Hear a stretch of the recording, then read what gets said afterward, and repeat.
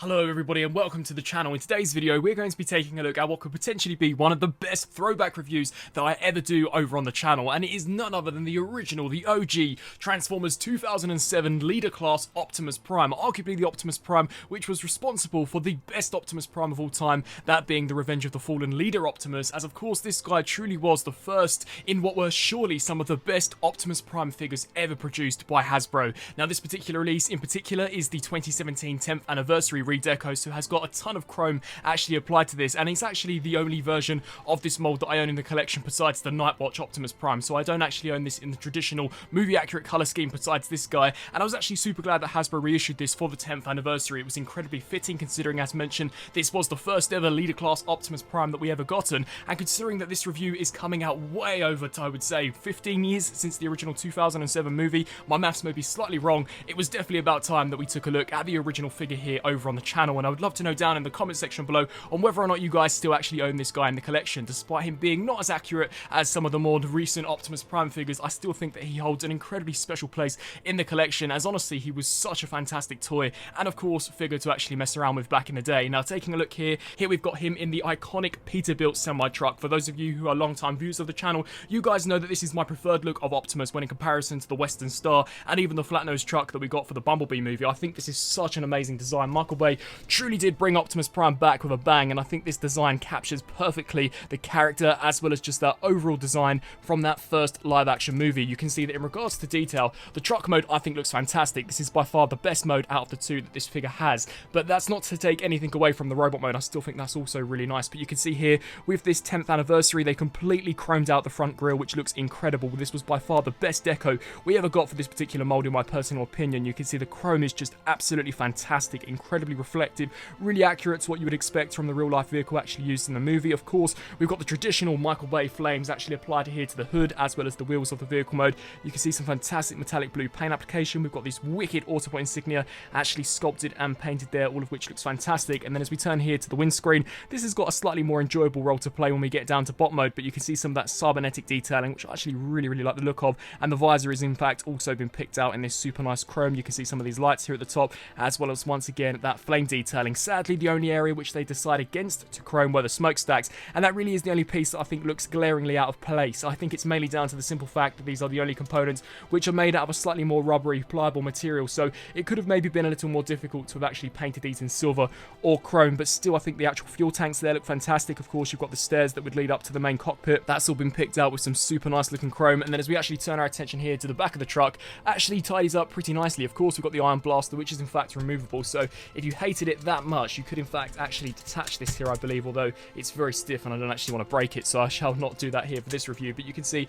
closes up pretty nicely. Of course, we've got a trailer hitch. I don't believe, to my knowledge, this was actually compatible with any of the trailers, and of course it wasn't until 2011/Dark of the Moon when BAYVERSE Optimus actually had a trailer, so I'm not entirely sure whether or not Hasbro actually intended this for anything. But you can see here towards the back we've got some really nice looking sculpt work. Of course, all of the wheels have in fact also been picked out in chrome, and considering this is one of the original leaders, we do in fact actually get rubberized tires on this guy, which is just fantastic, and not to mention that he feels like an absolute ton load of plastic. He is super heavy, really robust. Honestly, you could probably knock someone out with this. Not that I'm suggesting that, but he is definitely a possibility. These older figures were built so nicely, and he can in fact also roll along the ground with absolute ease. So overall, in regards to truck mode, I cannot fault this at all. I think it is an absolute fantastic representation of what is, in my opinion, one of the best designs for the live action Optimus Prime design. Now of course this was one of the original leaders, which means that he undoubtedly still has an electronic function. Now this version of Optimus was slightly quieter when in comparison to the original version, so I'll try my best to actually showcase the sounds, but if you do in fact actually push this switch here at the top, you can see here that the windscreen will in fact flash. I imagine maybe if Optimus is flashing down Autobots or Decepticons, and you will in fact get a honking horn, which is a pretty nice feature. So overall, in regards to truck mode, absolutely fantastic. Without further ado, let's get this guy transformed up and take a look at him in the robot form. So I've moved the camera up by quite a considerable amount, as believe me, this guy definitely has got some height to him. So to begin with, what I like to do is come here to the sides and just essentially detach these pieces from the main hood, just splitting that. That will then allow you to just disengage where these ratchet joints are for the knee, so we can just pull this whole hood section down. You'll then want to turn your attention here to the back, just take this, split this, which will then of course allow all of this to just completely flop down. Once that's completed, I believe that what we'll then want to do is come here to these legs, ratchet these sections down, which shall allow for enough clearance to actually pull this section here down and around, just like so. Of course, repeat the same process here for the opposite side, so just bring this down and snap that there into place. We can then come here to these sections, just disengage all of this, bring this here to the front, and you can see how we've got some tabs that will very softly actually click into place here where I imagine the back of the shoulders would be, so just snap them there into place. What we can then do is come here to these chromed out sections, flip that forwards, flip the wrists forwards and collapse that in, and then take this piece, snap that there into place, repeat the same process here on the opposite side, so snap that in, and then of course snap this particular region in. Once completed, we can then begin to loosen up here the arms, just like so. Take this shoulder panel, rotate this around, and then lift this particular stack piece up, and of course repeat the same process, so just disengage all of this here. It can be a little difficult to actually do, but just ratchet all of this down, take this section, rotate this to the side, hinge this piece up. Once completed, we can then take these fuel tanks, bring these here all the way to the back, and then actually reverse this inwards, and you can see this slot that will in fact peg here into this tab. So just snap that there into place, take this, and of course repeat the exact same process, so just fold this all in, just like so. And then I believe you're supposed to actually detach the upper body here from this section, ratchet this all the way around, and then lock this tab into this brand new slot. So just clip that in there. We can then take the legs, snap these pieces here out, take these shin guards, snap them in, lift these here up until they do click into place. Of course, come to this side and repeat the same process, so just snap that in. Considering this guy was in fact a part of, I believe it was Automorph, the feet actually have a really cool mechanism to their transformation. So if you actually push on this piece, you can see how it will begin to slightly split this out. And once you rotate this, the toes will in fact flip forwards, which I thought was so awesome. You'll then want to just hinge this piece up, of course, come to this side and repeat the same process. So just flip that forwards, collapse that heel spur in, turn your attention here to the back of Prime, just collapse these wheels in and repeat the same process and just line him up appropriately. The camera wasn't even risen up to the full potential of this guy, so please do excuse me while I do readjust it. And now for the finishing touch, the true magic of Automorph. You're just going to want to push here on this switch, and you shall in fact see Optimus Prime come to life. So you can see that is actually a really cool electronic feature. The chest unit splits in half, this piece comes shooting up, which of course reveals the head. The side doors of the truck also split and come round further, and it reveals some fantastic detailing. An absolute fantastic original version of Optimus Prime. Of course, this guy is nowhere near as accurate as the likes of the Revenge of the Fallen figure, the Masterpiece, and even the Studio series, but as mentioned at the beginning of this review, this truly was the first. This was the pinnacle of Optimus Prime figures. This was the one that started them all off, and in my opinion is definitely one of the best Transformers figures out there, as I just think he's so awesome, despite him not being that accurate in terms of an actual toy, in terms of gimmicks, playability, transformation, truck mode, and robot mode. I think Hasbro did an absolute fantastic job, especially for the first ever leader class for the live action movies, and those designs were super complex, so they truly did do something special. In regards to detail, if we just bring him in here for a closer look, you can see the head design here for Optimus. He is pretty decent. I wouldn't say that it's the best by any stretch of the imagination. I do believe that Takara Tomy came out with a version which had slightly longer ears than compared to the stubby versions that we've got here, but not too bad. You can see that we have in fact got the mouth guard, which I know is many people's preferred look for this guy. Personally, I've always actually preferred the mouth look for Optimus, but that's just coming from a Michael Bay fan. So you can see some nice gunmetal detailing actually going on here for the mouth guard. You can see some nice detailing here for the side of the ears. Really nice detail going on here for the truck. Of course, this is the same area that we took a look at when in vehicle mode, but as we actually turn our attention here to the torso, you can see the ab section has been completely picked out in chrome. I believe in the movie the central torso was in fact supposed to be the front grille of the vehicle mode, and you definitely do get that impression here. You can see some nice sculpt work here on the underside. As we turn our attention to the arms, of course, very clunky. This was by no stretch of the imagination a lean version of Optimus Prime, but really nice details nonetheless. You can see some really nice red, blue detailing. The fingers were in fact completely individually articulated. Nowadays, you only see this for the likes of the Masterpiece figures and of course the most recent HasLab Unicron. So really these articulated fingers are a sign of the times, as we really do not get these on mass-produced figures anymore, which is slightly unfortunate, as I think they're awesome. But you can see as we turn here to the side, of course, very kibbly where that's concerned, very kibbly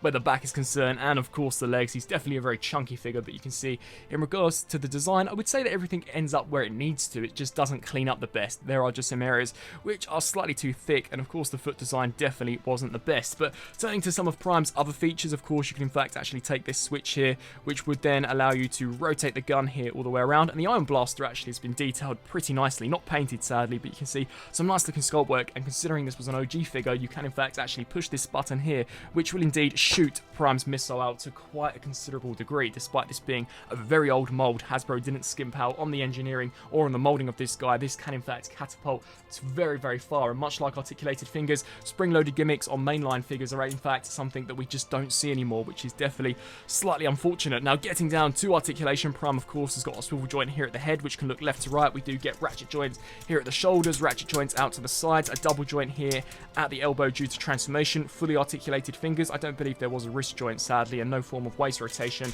but the legs can kick forwards that far, and really heavy duty ratchets back that far out to the sides, ratchet joints here at the knee, which can bend, I'd say, not even really to 90, but it's not too bad. We do get a rotation here just above the knee, and finally for the foot, this can pivot forwards, backwards, as well as rock side to side. So definitely articulation in this guy isn't that bad at all. It's really only missing waist articulation and wrist articulation, but other than that, he's pretty much got all of the joints that you would expect from, of course, now a modern day Transformers figure. So overall, in regards to robot mode as an actual figure and toy, I think this guy is really, really awesome. And if you're a fan of the live action Michael Bay movies, then you truly have to pick this guy up. As mentioned throughout this review numerous amount of times, this was the first version of Optimus Prime to really kickstart everything. In some ways, this guy's responsible for the Revenge of the Fallen figure, of course, the Masterpiece figure, all of the Studio Series versions that we've got to date. As for his time, he definitely was something really, really special. Here for a very quick Michael Bay Optimus Prime size comparison, we've got the original 10th anniversary leader class Optimus Prime compared next to the most recent Michael Bay version of Prime, I believe that being the Studio Series